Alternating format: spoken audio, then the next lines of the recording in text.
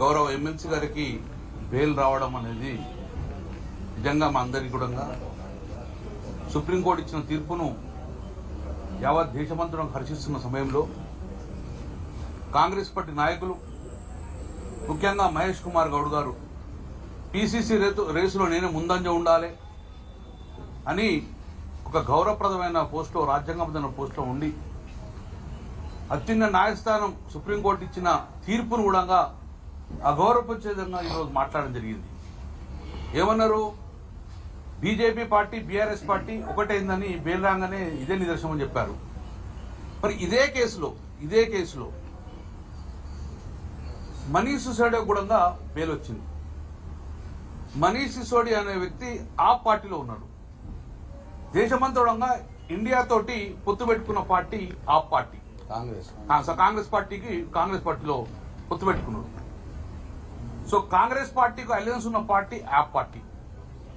మరి ఈ రోజు సిసోడియాకి బెయిల్ వచ్చిందంటే మరి కాంగ్రెస్ పార్టీ ఆ ఇద్దరు కలిసి చూడంగా ఎంతమంది బీజేపీ ఇళ్లలోకి పోతే బెయిల్ వచ్చింది? మేము బీజేపీ ఇళ్లలోకి అని చెప్తున్నావు. మరి సిసోడియాకి బెయిల్ వచ్చిన దాంట్లో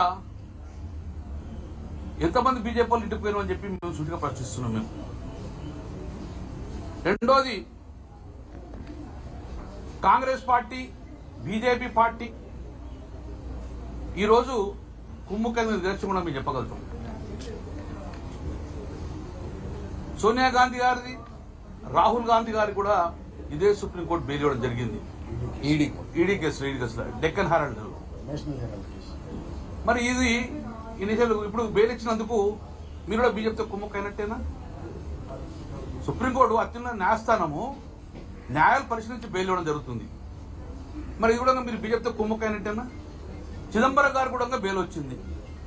అతను ఒక కాంగ్రెస్ పార్టీయే కదా. మరి మీరు కూడా బీజేపీతో కుమ్ముకైనట్టేనా? ఈరోజు ఇంత మహేష్ గౌడ్ గారు మాట్లాడిందని ఇది నిజంగా తీవ్రంగా ఖండిస్తున్నాం. నెంబర్ 2, బండి సంజయ్ గారు ఒక గౌరవప్రదమైన రాజ్యాంగ పదవిలో ఉన్నారు. ఈరోజు వారు కూడా ఈరోజు విమర్శించడం జరిగింది. నేను ఒకటి సూటిగా ప్రశ్నిస్తున్నా. ఈరోజు మీరు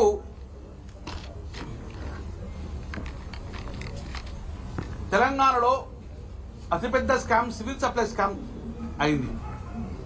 అన్ని పార్టీలు ఈవెన్ బీజేపీ పార్టీ కూడా సివిల్ సప్లై స్కామ్ మీద ఈడీ సిబిఐని కోరింది దర్యాప్తు కోసం.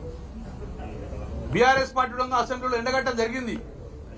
ఇంత జరిగినా కూడా ఇదే బండి సంజయ్ మరి దాని మీద సిబిఐ ఈడీ ఎంక్వైరీ ఎందుకు కోరలేదు? అంత పెద్ద స్కామ్ 750 కోట్ల స్కామ్ అంటే కాంగ్రెస్ పార్టీ మీద ఏదో కొల్లుడు అయినట్టే కదా, నిదర్శనమే కదా.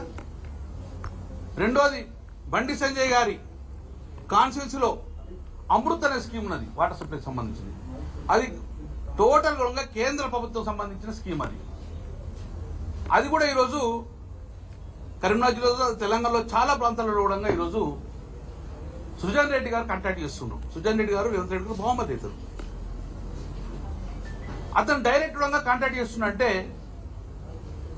అమృత స్కీమ్ సెంట్రల్ స్కీమ్ దాన్ని రాష్ట్ర ముఖ్యమంత్రి గారి బంధువు చేస్తున్నంటే అది మీ కన్సైల్ ఉన్నప్పుడు ఇంత కూడా దాని ఒక కామెంట్ చేయాలంటే మీరు ఇద్దరు కొల్లుడు అయినట్టుగా క్లియర్ గా ఈరోజు క్లియర్ గా కొల్లుడైంది బీజేపీ పార్టీ మరియు కాంగ్రెస్ పార్టీ తెలంగాణలో.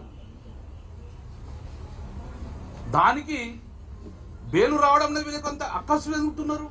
తెలంగాణ బిడ్డ, తెలంగాణ ఆడబిడ్డ దాని న్యాయస్థానం న్యాయం అందించినందుకు కృతజ్ఞత తెలుపబోయి అంత పైశాచికానందంగా అక్కసు వెలువడుతుందంటే మీరు ఎంత దిగజారి స్థితిలో ఉన్నారో అని చెప్పి మేము భావిస్తున్నాం. కాబట్టి ఇమ్మీడియట్ గా కాంగ్రెస్ పార్టీ నాయకులకు బండి సంజయ్ గారు కూడా చెప్తున్నాను, ఏదైతే నిజంగానే మీరు ఈడీసీఐని ప్రశ్నిస్తున్నారో మీ కళ్ళ ముందు కనబడే ఈ స్కీమ్ల మీద మీరు ఇమ్మీడియట్ గా ఈడీసీఐకి దర్యాప్తు చేస్తే మీరు ప్రజలు నమ్మే పరిస్థితి. లేకపోతే బీజేపీ పార్టీ మరియు కాంగ్రెస్ పార్టీ తెలంగాణలో ఒప్పందం చేసుకుని ఒకటే కలిసి నడుస్తుందని చెప్పి భావన ఈరోజు తేటతెల్లని చెప్పి భావిస్తున్నారు.